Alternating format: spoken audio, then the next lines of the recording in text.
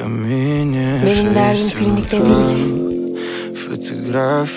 Benim derdim seninle.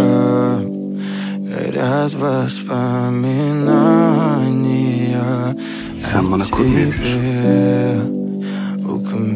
Sen buna kul diyorsan hiçbir şey bilmiyorsun. Aşağıdaki Efsun değil mi?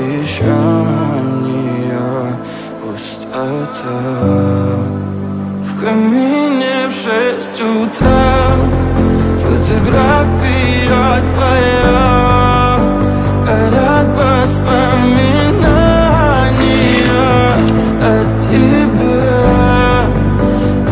Hani bıçakçının eski sevgilinin olduğunu biliyordum. Doğru değil mi?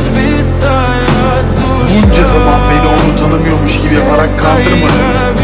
Bu mu senin dürüstlüğün? Bu mu senin güven anlayışın? Bana nasıl yaptın? Bravo. Güzel hamle. Şahmat. Ben sizi neden tehlikeli buluyorum sanıyorsun? Neden? Çünkü sizde dünyayı ele geçirecek bir yürek var. Özür dilerim.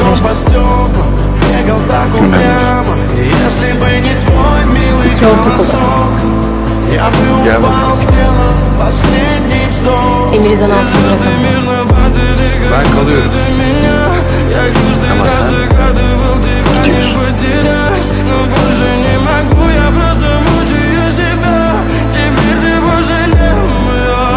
В камине в 6 утра фотография твоя, горят воспоминания о тебе.